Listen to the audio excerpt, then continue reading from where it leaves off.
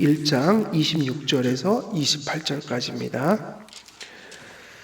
우리 함께 읽겠습니다. 26절부터 28절. 잠깐만요. 26절부터 같이 읽겠습니다. 시작. 하나님이 이르시되 우리의 형상을 따라 우리의 모양대로 우리가 사람을 만들고 그들로 바다의 물고기와 하늘의 새와 가축과 온 땅과 땅에 기는 모든 것을 다스리게 하시고 하나님이 자기 형상 곧 하나님의 형상대로 사람을 창조하시되 남자와 여자를 창조하시고 하나님이 그들에게 복을 주시며 하나님이 그들에게 이르시되 생육하고 번성하여 땅에 충만하라 땅을 정복하라 바다의 물고기와 하늘의 새와 땅에 움직이는 모든 생물을 다스리라 하시니라. 아멘. 오늘 저희들이 읽은 본문은 24절부터 31절까지 있는 내용 중에 인간 창조에 대한 이야기들 담겨있는 본문을 읽었습니다. 그래서 지난 시간에도 또 말씀을 드렸지만 오늘도 이어서 인간의 창조에 대해서 좀 살펴보도록 하겠습니다. 인간 창조에 있어서 우리가 가장 주목해야 될 부분은 인간을 하나님의 형상으로 창조하셨다는 것이고, 근데 하나님의 형상으로 창조했다는 그 의미로 끝내는 것이 아니라 왜 하나님의 창조로, 왜 하나님의 형상으로 창조하셨는가? 그러니까 하나님의 형상으로 창조했다는 것이 하나님과 세상에 대해서 어떠한 의미를 갖게 되는가? 하나님이 인간에게 하나님의 형상을 주신 목적이 있는데 그것을 잘 살피는 게 중요한 것이죠. 그래서 하나님의 형상은 1차적으로는 가장 중요한 것이 하나님의 피조물이지만 그냥 피조물이 아니라 인격적인 관계를 할 수 있는 피조물로 하나님 만드셨다. 그러니까 우리에게 하나님의 형상을 주시고 그것을 영혼 속에 담아서 주신 것은 하나님께서 애초에 우리를 어떤 존재로 지으신 거예요? 하나님과 교제하는 대상으로 지으셨다.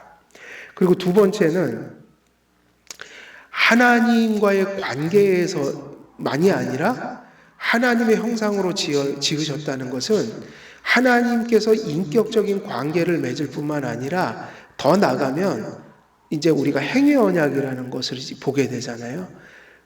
창세기 이제 2장에 보면 3장에 보면 행위 언약 맺으시고 그 언약을 파기해서 사실은 이 인류가 타락하게 되는 내용들이 나오는데 바로 언약을 맺는 대상으로서 인격을 가져야 되는 거죠. 영혼을 가지고 있어야 되고 특별히 그 행위 언약에서 하나님께서 하나님의 뜻을 이해하고 그리고 지정의를 통해서 인격적으로 순종하기를 바라셨거든요. 근데 그런 언약을 맺을 수 있는 존재는 하나님의 형상을 가진 존재여야 되는 거예요. 그래서 피조물로서 지으셨지만 인격적 피조물로 지으셨다는 것. 또 하나는 언약의 대상으로 지으셨다. 언약을 맺는 대상으로 지으셨다. 그래서 하나님의 형상 되게 중요한 거고요. 그 다음에 이제 세 번째가 하나님께서 그 하나님의 인격적 피조물일 뿐만 아니라 언약을 맺은 자들로서 하나님의 언약을 지킬 때에 그들에게 어떤 소명이라는 게 있는데 특별히 이제 문화명령이라는 걸 보게 되면 하나님이 세상을 그냥 다스리는 게 아니라 피조세계는 하나님께서 인간을 통해서 이 질서 속에서 세상 만물에게 복을 주시고 당신의 영광을 드러내고 그러니까는 너희가 생육하고 번성해서 땅을 지배하라고 그러신 것은 우리가 생각하는 타락한 이후에 막 소유하고 파괴하고 어떤 이윤을 남기기 위해서 막 다 망가뜨리는 그런 의미가 아닌 거예요. 그게 뭐냐면 돌보는 거죠. 하나님이 지으신 세상을 창조 질서를 따라 그리고 하나님이 주시는 지혜를 따라 그리고 인간이 복을 받아서 인간이 하나님의 복으로 가득 차서 그 주신 복으로 세상을 복되게 하는 것. 은혜 언약도 똑같은 얘기를 하잖아요. 아브라함을 부르실 때 네가 복의 근원이 될 것이다. 너를 축복하는 자들을 축복하고 나도 복을 주고 너를 저주하는 자에게 나도 저주하리라. 그러니까 아브라함은 복의 통로가 되는 건데요. 다시 말하면 우리가 은혜를 받는다는 것도 그래서 우리가 지난 시간에 에베소서 이야기할 때 사랑이 그 속사람이 강건하여지는 열매의 대표적인 것이다. 그러니까 우리가 구원받고 성화되면 결국 그게 뭐를 나타내는 삶이냐면 사랑이다. 근데 대부분의 사랑이 개인주의적인 사랑, 세속적인 사랑, 그리고 거의 다 실제로는 자기 애적인 사랑을 사랑이라고 착각할 때가 많단 말이에요. 그래서 실제로는 타인이나 외부를 향해서 하는 사랑마저도 결국 누구를 위한 사랑인 거예요. 어떨 때는 실제로 타인을 위한 사랑이 아니라 자기 만족을 위해서 사랑하는 사람들 많아요. 그래서 불신자 중에도 막 우울증이 오고 이러면 거기서 이렇게 해주잖아요. 가셔서 봉사 좀 하세요. 봉사를 하러 간다고요? 왜냐하면 봉사하면서 내가 만족을 얻는 거예요. 얻는 게 있단 말이에요. 근데 엄밀히 하면 교회에서 얘기하는 사랑은 그런 정도의 사랑은 아니에요. 세상 사람들로 하는 사랑이 아니다. 그러면 우리가 에베소서에서 항상 주목할 것이 항상 맥락이 그렇게 가요. 해석의 맥락이 그 사랑을 왜 주셨냐면 그 사랑이 있어야만 교회를 이룰 수 있었기 때문에 일종의 구원받은 자가 교회를 이루는 의미에서 사랑해요. 그러니까는 크리스찬의 사랑은 내가 개인적으로 착한 사람 되고 이런 것을 넘어서 있어요. 그러니까는 하나의 성도와 성도가 관계를 이루는데 필연적으로 필요한 덕성의 요소들. 그래서 그 사랑의 결과는 뭐냐면 공동체를 통해서 경험되고 공동체를 통해서 또 서로 간에 나누게 되고 또 공동체, 교회를 이루면서 배워가는 사람. 다시 말하면 그거는 교회라는 게 사라지면 그리스도의 몸이라는 것이 없이는 경험할 수 없는 사람. 그러니까 교회로서 존재해야지만 나타날 수 있는 사랑이라는 거예요. 그러나 태초에는 이것이 교회가 아니었죠. 세상이었잖아요. 타락하기 전에. 근데 이 스케일은 엄청난 거였어요. 우주적인 거였어요. 아담과 하와가 모든 걸 다 지배하라고 했으니까요. 그때는 사자도 호랑이도 곰도 다 악어도 누구에게 다 복종하는 시대였어요. 인간에게 대들지 않던 시대다. 모든 걸 다 누구의 지배 아래 두셨냐면 인간의 지배. 그러면 그런 하나님의 청직이 세상을 이롭게 하는 도구가 되어질 때 그런 존재의 힘은 어디서 나오냐면 하나님 형상에서 나와요. 그러니까 짐승들이 무엇을 보고 복종하게 된단 말이에요. 인간을 왜 짐승들이 순종했을까요? 인간 속에는 하나님의 닮은 것이 나타나고 있었단 말이에요. 짐승들은 본능이지만 창조 질서 안에서 그런 질서를 하나님이 인식하도록 그 당시에 만들어 놨어요. 짐승들이 인간에게 대든 거는 언제부터예요? 자연이 인간에게 대들고 짐승들이 인간을 대들고 막 이런 것은 하나님의 형상이 깨졌을 때라고요. 그때부터 짐승들은 사람을 자기 먹잇감으로 보기도 하고 사실은 길들이기 힘든 짐승이 되어버린 거예요. 그래서 하나님의 형상은 결국 인격성 속에 하나님의 그 의로우심과 하나님의 그 지혜로우심과 하나님의 그 거룩하심을 닮은 그러한 영광이 빛나도록 하게 하므로 그 하나님이 주신 하나님 형상이 살아있는 인격, 지정의라는 것. 특히 이성. 인간이 이성적인 존재요. 인격적인 존재다. 그 힘으로 모든 걸 제어할 수가 있었어요. 아주 조화롭게, 화목하게 세상을 돌보는 일을 할 수 있었다. 그 하나님 형상이 너무 중요한 문제예요. 그리고 우리는 하나님 형상 통해서 또 한 가지 중요한 개념이 나오는데 하나님이 남자와 여자를 창조하실 때 질서를 부여하셨죠.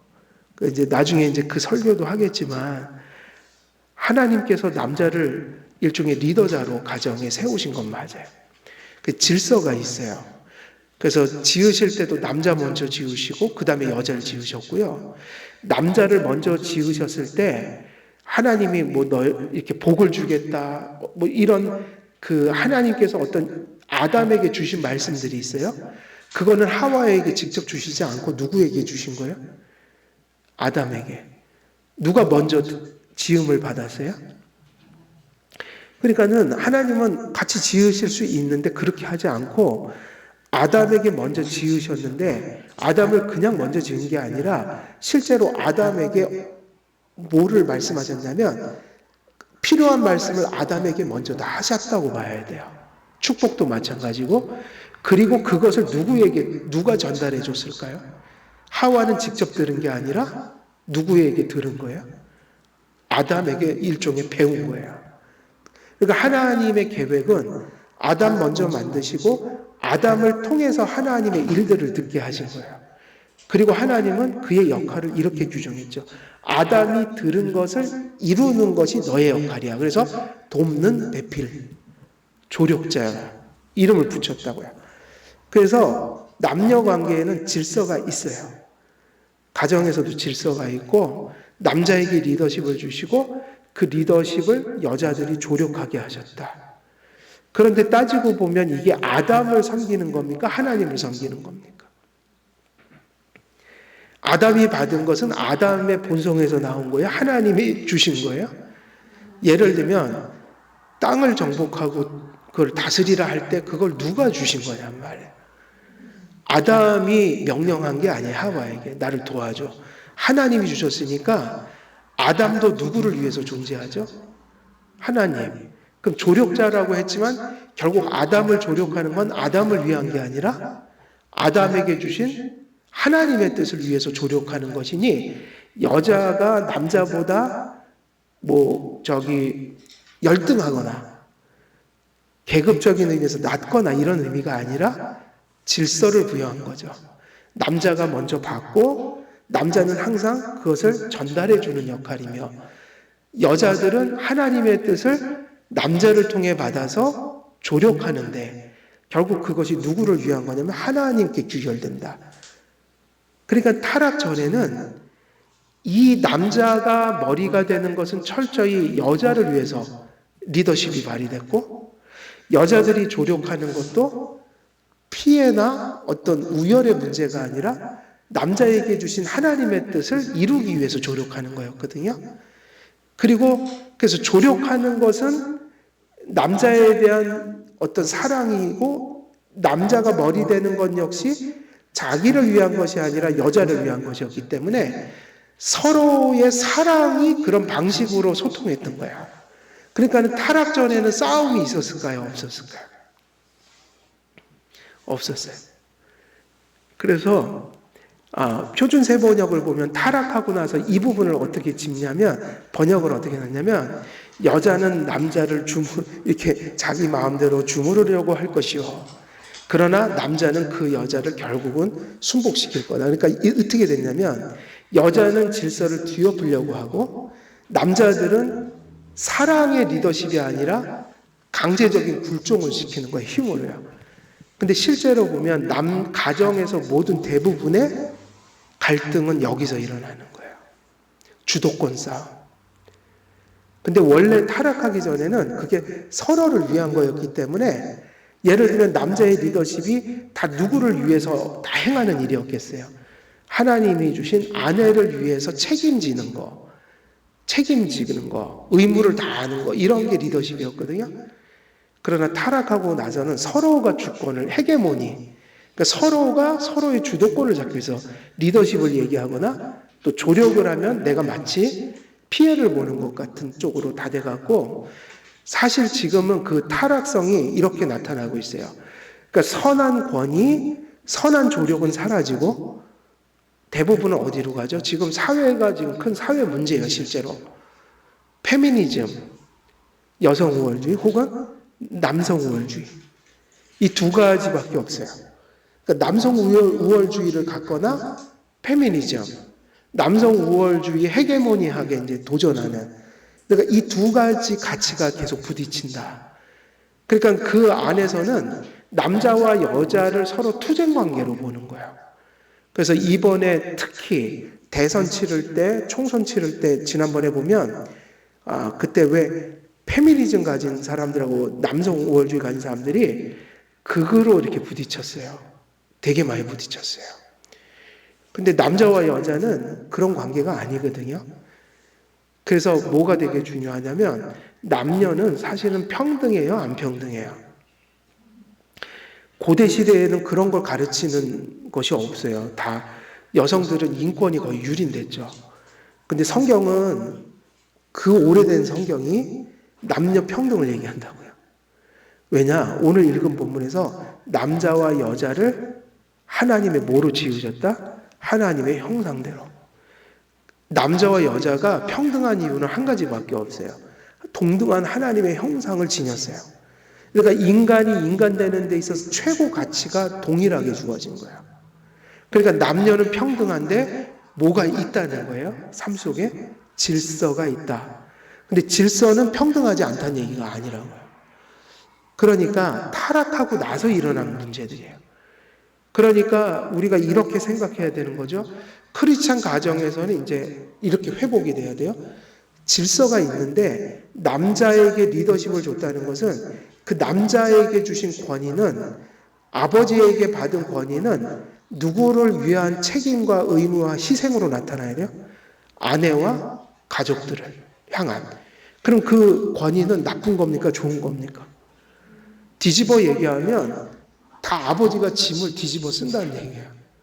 희생, 의무, 그리고 그들을 위한 그 뭐라고 그랬죠? 아까 책임. 이런 것이 권위예요. 그러면 그것이 권위니까 자신들을 위해서 희생하는 존재가 아버지니까 자녀와 아내들은 그 리더십을 존경해주고 도와주고 이러면서 이제 가정에 하나님의 뜻이 이루어지는데 이제 지금은 왜 권위라는 게 문제가 돼요? 권위도 조력도 이기적인 모습으로 바뀌었으니까. 권위를 군림하는 거로 얘기를 한단 말이에요. 내가 남편이니까 네가 이렇게 해야지 저렇게 해야지 이런 데 써먹는단 말이에요. 그래서 우리가 하나님의 형상이라는 것을 우리가 본문에서 볼 때 하나님이 자기 형상 곧 하나님의 형상대로 사람을 창조하시되 남자와 여자를 어떻게 했다고요? 창조하시고 남자와 여자를 뭐로 지으셨어요? 하나님의 형상대로. 그래서 남녀는요 평등해요. 고대 시대의 문헌에는 이런 글이 없어요. 이건 그 시대에는 거의 혁명적인 얘기예요. 남녀가 동등하다. 성경은 절대로 세상 책이 아니야. 그래서 오늘날 우리는 하나님의 형상이 남자와 여자의 평등의 근거가 되는 가장 중요한 구절이라고 이해를 해야 되고, 그래서 남성이 여성성을 존중해주고 여성성이 남성성을 존중해줘야 한다. 그러나 무엇을 허물어뜨려서는 안 될까요? 질서를. 그런데 질서라고 할 때 뭐 유교주의적이거나 권위주의적이거나 혹은 탈권위적인 그런 오늘날 이 세상 속에 존재하는 그런 식의 질서를 얘기하면 안 되고 성경의 질서로 돌아가서 남자의 역할은 아내를 위해서 존재하고 아내의 역할은 남자를 위해서 존재한다. 근데 다 하나님의 뜻을 이루는 건데 각자가 역할이 다를 뿐이다. 그러니까는 남편의 권위라는 것도 엄밀히 따지면 역할일 뿐이라는 거예요. 누구의 뜻을 이루는 역할이에요? 가정에서? 하나님의 뜻이요. 그러니 그렇게 생각하면 아내들은 그 역할, 남편의 역할은 매우 순기능적인 것으로 이해가 되어야 된단 말이에요. 그러니까 남편들은 권위를 바르게 가지려고 노력해야 돼요. 오늘날은요. 왜냐하면 우리 속에 뭐가 있으니까요. 죄성이 있으니까 항상 그것이 타락한다고요. 군림하려고 한단 말이에요. 그걸 잘하고 그 다음에 아내들은 조력자의 역할을 소중한 것으로 여겨야 한다. 그래서 하나님의 형상은 그처럼 지금 말씀드린 되게 중요한 몇 가지에 있어서 되게 중요한 관계를 맺고 있는 거예요. 첫째는 피조물, 인격적 피조물로서 하나님과의 관계. 두 번째는 언약적인 대상이 될 수 있도록 인격을 주시고 하나님의 형상을 주셨다. 그 다음에 세 번째가 뭐였어요? 세 번째는 세상을 다스리고 돌보는 청지기로서 어떤 존재가 그걸 할 수 있냐? 하나님 형상을 인격 속에 담은 존재만이거든. 지금도 인격이란 건 존재하지만 형상이 깨져버렸잖아요. 그래서 세상이 어두운 거야. 인격은 있는데 형상이 망가졌으니까, 죽었으니까. 그 세상에 인격을 가지고 악한 일을 한다. 네 번째가 뭐죠? 네 번째 중요한 것은 남녀 평등은 하나님 형상 속에서밖에 찾을 수가 없어요. 왜냐하면 남자와 여자는 다르잖아요. 분명히 차이가 있다고요. 그것을 대부분은 우열로 만들어버린단 말이에요, 세상은. 그렇지 않고 동등한 인간으로 지으시되 하나님이 주신 고유한 차이를 주셨다. 이렇게 가면 두 성성은 조화돼야 되는 거예요. 서로가 갖지 못한 성성을 가진 한 여자와 남자가 조화를 이루면서 살아야 되죠. 그것이 가정에서 부부가 되고 사회에서는 여성성, 남성성이 적절히 이렇게 조화를 이루면서 평화롭게 살아야 되는 거죠. 그렇다면 이러한 모든 것들의 근거가 되는 하나님의 형상, 그 하나님의 형상이 무엇인가를 이제 저희들이 좀 살펴봐야 되는데, 하나님께서는 인간을 육체와 영혼의 연합체로 창조하셨어요. 그죠? 육체와 영혼의 연합체로 창조하셨다. 영혼은 생명의 뭐라고 불렀죠? 영혼은 생명의 뭘까요? 그게 생명의 원리예요. 그래서 영육이 결합되어 있어야지 이제 육체적 생명이 있는데, 사실은 육체적 생명은 영원하질 못하잖아요. 한 번은 죽잖아요. 누구나. 그러니까 그것이 육체적 죽음을 가리켜 우리는 어떤 걸 육체적 죽음이라고 하죠? 육체적 죽음이 뭐예요? 영육이 분리되는 순간이 죽는 거예요. 그래서 반대로 우리는 이렇게 생각해야 돼요. 그 시점을 딱 얘기할 수는 없지만 왜 우리는 낙태를 하면 안 될까요? 기독교인이. 왜? 세상 의학은 하나님을 몰라요. 그래서 어떻게 하냐면 그냥 이런 식으로 규정해요. 몇 개월 이상 되면 죽여도 된다. 뭐 몇 개월 이상은 사람이 아니다. 근데 우리 개혁주의에서는 사람을 하나님이 이렇게 보내실 때 이 땅에 육체를 어떻게 주시죠? 육체를 생식의 방식을 통하여, 그죠? 결혼해서 남녀가 사랑의 결실로 자녀를 낳는데, 우리 뱃속에 이제 그것이 이제 이렇게 착상을 하고, 그리고 그것이 이제 태아가 될 때, 그 육신은 인간의 어떤 생식의 방법으로 주시지만 결국 그것도 누가 하시는 거예요? 그건 하나님이 하시는 거죠. 하나님이 하시는 거예요. 그런데 그게 언제부터 인간이냐고 물으면 그 태아가 착상부터 태아의 과정들이 있다면 거기에 영혼은 누가 넣어주시는 거예요? 영혼.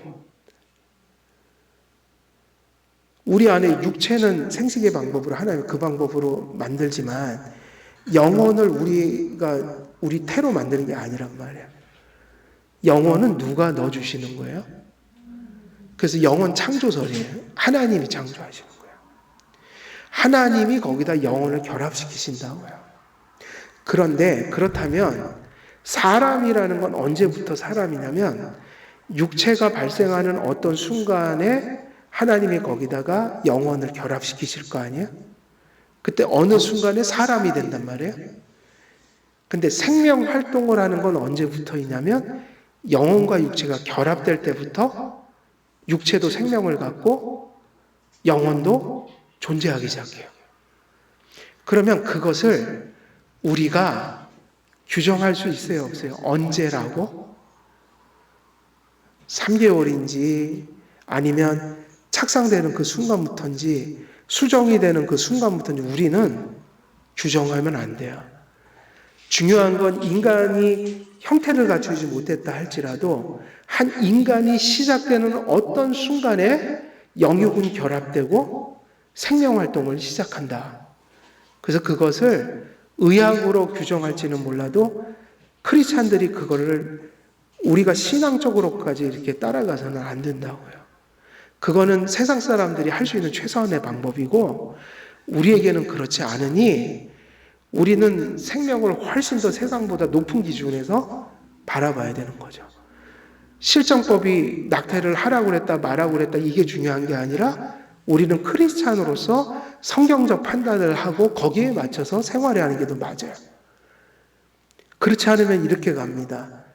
그냥 실정법이 죄가 아니라고 하니까 그저 죄가 아니면 우리도 죄가 아니다. 아니에요.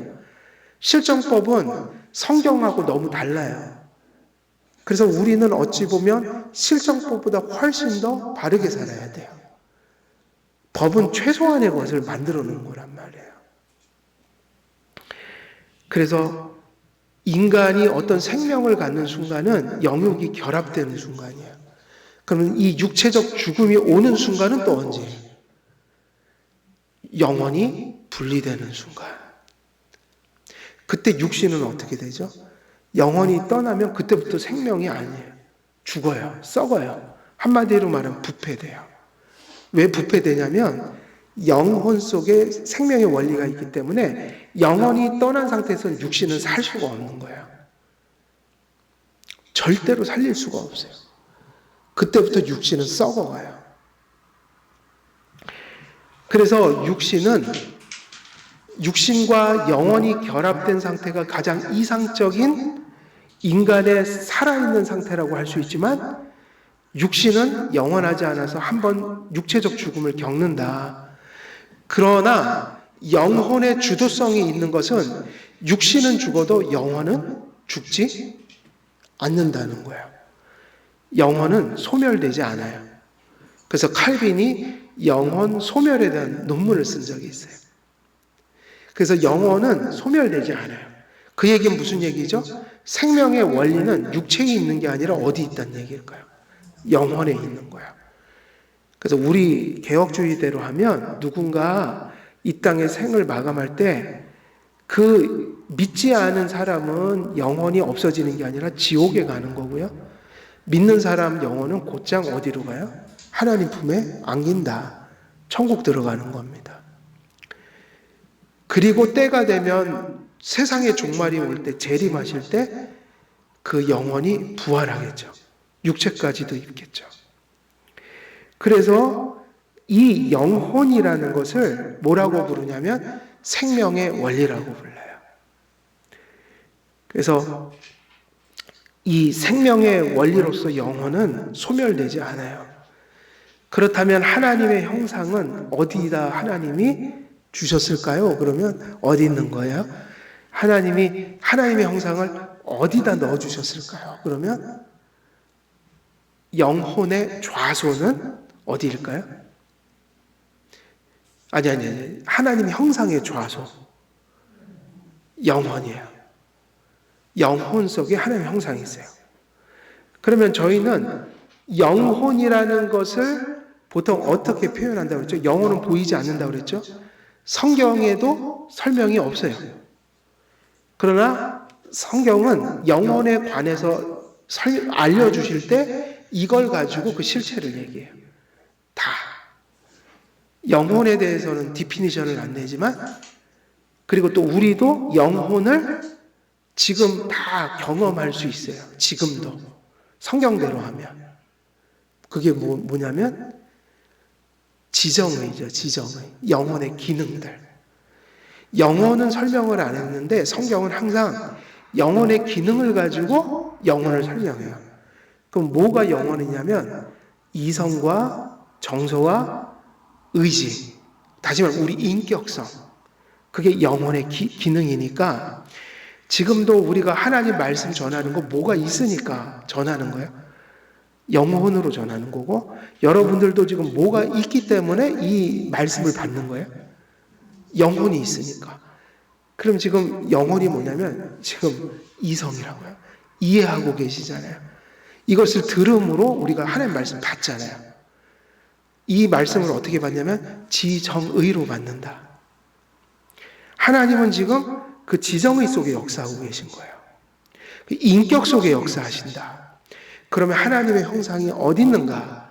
바로 지정의라는 인격성 속에 주셨다. 그러면 영혼은 영혼의 기능인 지정의로 설명하니까 지정의는 곧 뭐를 의미하냐면 영혼을 의미한다. 그러면 하나님의 형상이라는 것은 어디 있다고 그랬죠? 영혼 속에 있으니까 그 우리의 하나님의 형상은 무엇을 통해서 이렇게 나타나는 거예요? 하나님의 형상이 죽는 것도 그걸 통해 나타나고, 하나님의 형상이 파괴될 때 현상도 거기서 나타나고, 하나님의 형상이 회복되는 것도 거기서 나타난다고요. 그게 뭘까요? 바로 지정의 여러분의 인격이란 말이에요. 그래서 거듭남도 어느 정도는 우리가 경험해야 하네요. 거듭나는 순간은 경험할 수 없어요. 그건 무의식 쪽에 일어나는데 거듭난 결과는 경험돼야 돼요. 결과. 그래서 거듭났는지 안 거듭났는지 우리도 어느 정도 알 수 있어요. 자신이, 타인이 말고. 그러면 그게 뭐죠? 이런 거예요. 지정의에 뭐가 있다고 그랬죠? 아까? 하나님의 형상. 그러면 이런 얘기예요. 우리가 하나님의 형상이 파괴되잖아요? 그럼 당장 어디서 나타날까요, 그게? 지정의가 파괴됐다는 현상이 뭘 통해 나타날까요? 지금 우리 얘기대로 하면. 인격을 통해 나타나는 거죠. 이게 망가지면, 아담과 하와처럼 타락을 해버리면, 더 이상 하나님께서 우리들에게 말씀하시고 계시하셔도 그 인격이 그것을 알아듣지 못해요. 그래서 사람이 하나님의 형상이 죽으면 하나님 말씀을 도무지 이해하지 못한다. 더군다나 하나님의 말씀을 수용하지 못한다. 이해가 되더라도 하나님의 형상이 죽으면 의지 속에 하나님의 형상이 파괴됐기 때문에 그 인격성 속에서 의지 있죠. 우리가 하나님 말씀, 예 하나님 당신 말씀 듣겠습니다. 믿겠습니다. 이게 의지적이잖아요. 하나님을 신뢰할 것이냐 말 것이냐. 이게 의지거든요. 근데 바로 하나님의 형상이 그 의지 속에 있어야 되기 때문에 이게 망가지면 어떻게 되냐면 저 하나님 안 믿을 거예요. 대적하는 거예요. 그게 무슨 증거라고요? 하나님 형상이 그들 속에 파괴되어 있다. 그러니까 하나님 형상이 파괴된 자의 특징은 말씀을 이해 못할 뿐만 아니라, 그래서 그냥 무지가 아니라 완악한 무지라고 그랬죠. 의지가 타락했기 때문에, 하나님 형상이 죽었기 때문에 그냥 무지가 아니라 거부하는 무지예요. 끊임없이 리젝트하는 무지예요. 이거는 성도들 속에도 나타나는 거예요. 우리들도 하나님 잘 따라가다가 이제 생명을 잃은 건 아니지만 우리가 신앙생활이 잠들거나 성령 충만하지 못해서 우리가 가끔은 흔들릴 때 있잖아요. 그때 우리의 인격은 어떻겠어요? 우리의 인격도 똑같죠. 말씀을 멀리하고 말씀을 순종하지 아니하고 주님께서 우리에게 하나님 앞에 합당한 정서로 응답하지 않는단 말이에요. 언제? 그건 죽진 않아도 성도는 안 죽죠. 하지만 성도는 병들 때가 있다고요. 신앙이 이렇게 퇴보할 때가 있다고요. 잠들 때가 있다고요. 그때 우리 모습은 주님과 멀어지는 거예요. 죽진 않아도 멀어질 수는 있어요, 성도가. 그게 바로 뭐예요? 그가 성화되고 성령 충만해야 되는데 지금 뭔가 죄의 큰 싸움 속에 들어가 있는 거라고요. 어쩔 땐 넘어졌다고 볼 수도 있는 거예요. 그러나 거듭나거나 또 넘어진 성도가 다시 신앙을 회복하면, 거기서 하나님 형상이 다시 회복이 되면 무슨 일이 벌어지겠어요? 하나님 말씀이 다시 잘 인식되기, 깨달아지기. 그러니까 제일 좋은 거는 깨닫고 산다는 거예요. 하루하루를. 오늘 하루도 깨달음 속에서 살아가는 거예요. 하나님이 이걸 기뻐하시지. 아니, 하나님이 이렇게 좋으신 분이지. 하나님이 내게 은혜를 주셨지. 내가 이렇게 살아야지. 이런 생각들로 가득 찬단 말이에요. 의지적으로 보면 그래, 하나님 붙들고 살아야 돼. 하나님 순종하고 살아야 돼. 이거는 다 우리 힘으로 되는 게 아니라 하나님의 형상이 회복돼야지 나타나는 인격의 반응이에요. 그러니까 우리 인격 속에 하나님 형상이 죽으면 하나님을 향해서 불신앙적 태도를 보이게 되는 거고, 우리 안에서 하나님 형상이 회복되면 회복될수록 깨닫고 믿고 순종하는 그러한 인격성이 자꾸 발휘된다.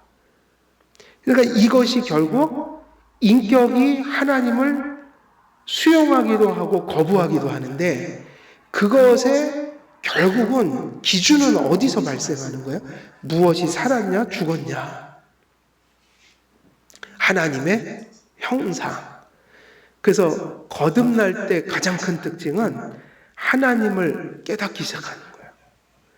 하나님 존재, 하나님의 은혜, 그리고 하나님이 기뻐하시는 뜻, 이런 것을 어느 날 설교를 듣는데 들어오기 시작하는 거예요. 그게 가장 큰 무슨 증거예요? 거듭난 증거예요. 그게 우리 믿음을 가늠할 수 있는 유일한 증거잖아요. 그러나 사람이 타락했다는 건 뭐예요? 하나님의 말씀이 더 이상 들어오질 않는다. 수용되질 않는다. 그리고 그것을 따라갈 힘도 없다. 내 인격 속에는 그것을 예라고 할 수 있는 힘이 없다는 거야. 그게 뭐냐면 그게 하나님의 형상 때문이라는 거죠. 그러니까 결국 하나님의 형상의 성격은 어떤 거겠어요? 우리 영혼 속에 주신 거다. 그러면 이것을 더 구체적으로 하면 지정이라는 우리 인격성에 주신 거다. 그럼 하나님의 형상은 이렇게 개혁주의자들의 정의대로 하면 이렇게 이제 결론이 나죠. 하나님의 형상은 우리의 인격성, 영혼의 기능, 지정의의 올바름이다. 이렇게 볼 수 있어요. 올바른 자질, 성향, 그런 잠재력. 그러면 그 올바름이라는 게 뭐냐면 하나님을 닮은 것이다. 그게 뭐죠? 하나님, 그것을 지난주에 정철수 장로님 기도하실 때 그때 기도해 주셨잖아요. 하나의 지식과 의와 거룩함. 이게 성경 서신서에 나온다고요. 이것이 바로 하나님 형상의 예를 든 거예요. 하나님이 전지하신 그 지식의 근원 되시고, 지식, 하나님 의로우시고 거룩하시다. 이게 완전하신 분이다. 그럼 하나님께서 인간을 당신을 닮게 만드셨다. 그럼 인간 속에 뭐가 있다는 거죠? 바른 지식과 의와 거룩이 존재한다. 이게 뭐냐면 하나님을 닮아서 인격이 선하게 오퍼레이션 된다, 이 얘기인 거예요. 그러니까 하나님의 형상이 깨져버리면 우리 안에 인격이 어떻게 돌변하게 되는 거예요? 악하게 되는 거죠. 악하게. 물론 도덕적인 것도 있지만 하나님을 향해서 관계가 되질 않는다. 그래서 사실은 거듭남이라는 거의 의미는 뭐냐면 뭐를 회복시켜 주시는 성령의 역사인 거예요. 하나님의 형상의 회복이에요. 그걸 루이스 펄거프 같은 분들은 그렇게 표현했죠. 거듭나는 순간에 성령이 택함받은 자들이 말씀 들을 때 들어가셔서 인간의 가장 깊은 중심 속에, 우리 영혼 속에, 마음 속에 생명을 불어넣으시는 순간. 그럼 그걸 우리는 뭐로 표현하냐면 하나님의 형상이 회복되었다. 그럼 이제 우리는 이미 회복됐으니까 성화라는 건 결국 뭐예요? 매일매일 순간순간 그리스도의 형상으로 자라가는 것을 성화라고 하는 거죠. 그럼 그 성화는 뭔가 그러면 되게 좁은 의미가 아니라 우리의 전 인격이 하나님의 형상을 나타내는 거죠. 그것이 하나님의 형상이다. 이렇게 보시면 될 것 같아요. 그래서 오늘 시간 돼서 여기서 말씀을 좀 정리하면, 하나님의 형상이라는 것은 결국 뭐죠? 하나님의 형상의 뜻은 우리의 영혼 속에 주신, 그리고 더 구체적으로 하면 영혼의 기능인 지정이라는 우리 인격 안에 주신 지와 정과 의의 올바름이다. 그 올바름은 누구를 닮았다는 거예요? 하나님을 닮았다. 그래서 이 파괴된 하나님 형상이 하나님의 은혜가 없이는 회복이 되질 않는다. 그래서 이제 우리는 은혜 언약 속에서 그리스도 안에서만 믿음으로 그 형상을 회복하게 된다. 이렇게 하면 이제 구원론으로 가면 하나님의 형상이라는 게 또 이렇게 다루어지게 되죠. 그래서 오늘은 여기까지 해서 하나님 형상에 대한 좀 정의를, 그 개념들을 좀 살펴봤습니다. 오늘은 여기까지 말씀 전하고 제가 기도하고 또 개인 기도하도록 하겠습니다.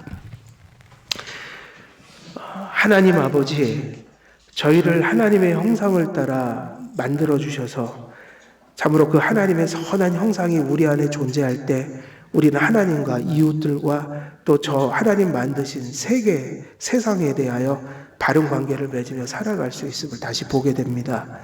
그러나 우리가 아담 안에서 죄인되어 그것이 참으로 파괴되고 또 죽었었지만 이제 그리스도의 은혜를 통해 불러주시고 그 형상을 회복시켜 주셔서 우리가 하나님과 교제하며 연합하며 또 친교하며 살아갈 수 있는 존재가 되게 하심을 감사드립니다.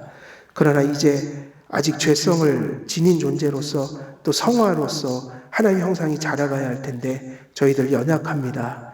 날마다 말씀으로 또 성령으로 충만해 주시고 날마다 그 은혜로 하나님의 형상이 회복되어 더 하나님을 온전히 깨닫고 또 순종하며 사랑하며 하나님의 귀한 생명을 우리의 삶 속에 드러낼 수 있는 우리들 될 수 있도록 하나님 함께해 주옵소서. 감사드리오며 우리 주 예수 그리스도의 이름으로 기도드리옵나이다. 아멘.